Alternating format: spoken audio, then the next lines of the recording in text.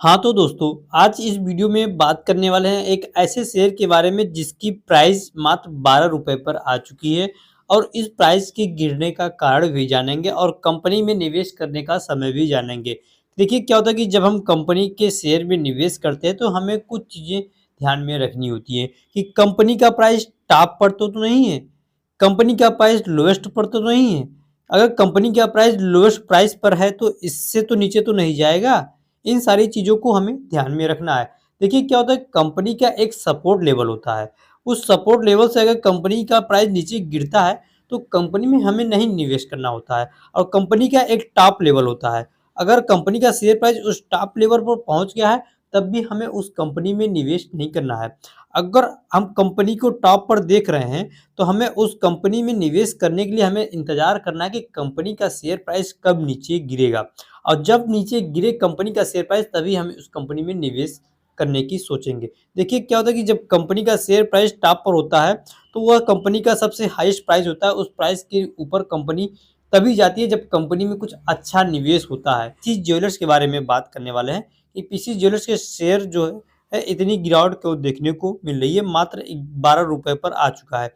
देखिए कंपनी का शेयर कम होना, प्राइस कम होना ये मायने नहीं रखता। कंपनी की क्वालिटी क्या है ये मायने रखती है कि किसी भी कंपनी में निवेश करने से पहले कंपनी का प्राइस नहीं, कंपनी की क्वालिटी देखनी होती है।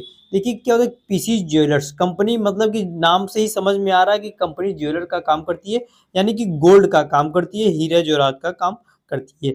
आपको ये पता ही होगा कि जिस प्रकार से इंडिया में गोल्ड का प्राइस दिन प्रतिदिन बढ़ता जा रहा है और लोगों की डिमांड और बढ़ती जा रही है, उसी प्रकार से कंपनी के शेयर की भी डिमांड बढ़ती जा रही है। आपको बताते चलते हैं कि एक समय कंपनी के प्राइस ₹180 सबसे हाईएस्ट प्राइस हुआ करता था, लेकिन कंपनी ने अपने शेयर प्राइस को स्प्लिट कर दिया, मतलब कि एक शेयर को 10 भागों में डिवाइड कर दिया। कंपनी का शेयर 1 से 10 भागों में जब डिवाइड हो गया तो कंपनी का प्राइस ₹18 पर आ गया था। और जब कंपनी किसी भी शेयर को स्प्लिट करती है तो कंपनी के शेयर में हल्की सी गिरावट देखने को मिलती है। यही कारण है कि कंपनी के शेयर में आप देख सकते हैं कि गिरावट देखने को मिल रही है। कंपनी का प्राइस ₹12.09 दिखाई दे रहा है, यहाँ पर ₹11 पर आ चुका है। वहीं अगर 1 महीने पहले के बारे में देखें, तो देखिए कंपनी में गिरावट देखने को मिल रही है। पिछले 6 महीने के बारे में देखें तो कंपनी में 4% की गिरा उछाल देखने को मिल रही है। वहीं अगर बात करें पिछले 5 सालों के बारे में बात करें, तो आप देख सकते हैं कि कंपनी के शेयर में किस प्रकार से ग्रोथ देखने को मिल रही है। मतलब एक 5 साल पहले कंपनी का प्राइस ₹1.77 हुआ करता था और आज के दिन कंपनी का प्राइस कितना है? ₹11.92 पर दिखाई दे रहा है। देखिए ये जो 11 ₹1.77 दिखाई दे रहा है, ये स्प्लिट होके तब दिखाई दे रहा है। इसका मतलब कि आप इसमें 10 का गुणा कर लीजिएगा तो आपको ₹17 मतलब मान सकते हैं कि 1 साल पहले ₹17 हुआ करता था। अब कंपनी ने 180 का टारगेट टच कर लिया। अब कंपनी ने अपने शेयर प्राइस को स्प्लिट कर दी है, तो स्प्लिट करने का मंशा क्या था कंपनी का? देखिए, क्या होता है कि जब कंपनी का शेयर प्राइस हाईएस्ट हो जाता है, सबसे अधिक हो जाता है, ₹180 पहुँच जाता है, तो उस कंपनी में जो छोटे निवेशक होते हैं, वो निवेश करने से डरते हैं कि ये कंपनी का प्राइस ₹180 हो गया है, इस कंपनी में हम नहीं निवेश करेंगे, इतना पैसा हमारे पास नहीं है। तो कंपनी ने यह टारगेट किया कि अगर हम इसको 10 भागों में डिवाइड कर देंगे तो कंपनी का प्राइस कम हो जाएगा। और जब कंपनी का प्राइस कम हो जाएगा, जो छोटे निवेशक होते हैं, वो इस कंपनी में निवेश करते हैं। जैसे हम आप हो गए, तो हमारे पास ऐसे ₹100-200 पड़े हुए हैं, तो हम इसमें निवेश कर देंगे। वो उसी तरह से कंपनी ने यह सोचकर कंपनी ने अपने शेयर को स्प्लिट कर दिया है। और ख़ासकर आपको ये बताते चलते हैं कि कंपनी में किसी प्रकार की कोई खराबी देखने को नहीं मिली है, क्योंकि आप देख सकते हैं कि कंपनी का मार्केट कैप 6,000 करोड़ रुपए देखने को मिल रहा है। जब कंपनी का प्राइस कम हो और मार्केट कम भी कम हो, तो आप ये ध्यान में रखिए कि कंपनी में ग्रोथ देखने को मिलेगी। और इसके साथ-साथ ये भी देखिए कि कंपनी प्रॉफ़िट में है कि नहीं, कंटिन्यू कंपनी अपने प्रोडक्ट को सेल में ग्रोथ देखने को मिल रही है कि नहीं। चलिए बात कर लेते हैं कंपनी की ग्रोथ के बारे में, कंपनी में कितना प्रॉफ़िट इसमें दिखाई दे रहा है, कंपनी की सेल में कितनी ग्रोथ होती हुई दिखाई दे रही है। अगर कंपनी के सेल के बारे में बात करें, तो आपको हम बताते हैं कि कंपनी ने इस पिछले क्वार्टर के मुताबिक अब तक कितना सेल किया हुआ है। देखिए सेल के बारे में देखते हैं, 2023 और 2024 के कंपेयर हम करें, देखिए 2023 में कंपनी का सेल 40 करोड़ था, कंटिन्यू कंपनी की सेल में ग्रोथ देखने को मिल रही है।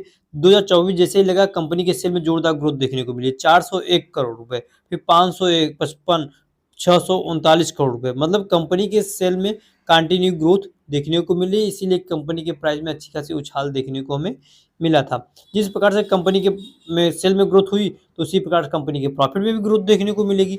आप देख सकते हैं कि कंपनी का प्रॉफिट आज के दिन 148 करोड़ रुपए देखने को मिल रहा है। देखिए क्या होता है कि पिछले साल इसी समय कंपनी के लॉस होता हुआ दिखाई दे रहा था, लेकिन कंपनी ने अपने प्रॉफिट को रिकवर कर लिया है और आज दिन कंपनी पूरी तरह से प्रॉफिट में होते हुए दिखाई दे रही है।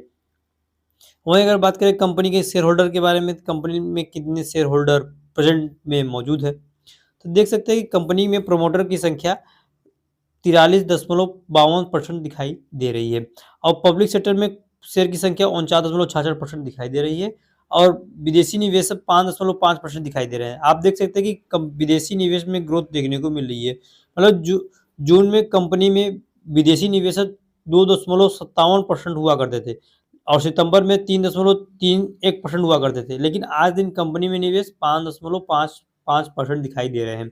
विदेशी निवेशक जानते हैं कि क्योंकि कंपनी का प्राइस कम है, अभी हम इसमें निवेश करेंगे तो 1-2 साल बाद हमें ज़बरदस्त प्रॉफिट होता हुआ दिखाई देगी। ठीक, ये थी हमारी एनालिसिस पीसी ज्वेलर्स को लेकर। आप भी अपने एनालिसिस के साथ ज़रूर ध्यान दीजिएगा कि कंपनी में निवेश करें कि ना करें। वीडियो में अगर जानकारी अच्छी लगी तो वीडियो को लाइक और चैनल को सब्सक्राइब ज़रूर करें। धन्यवाद।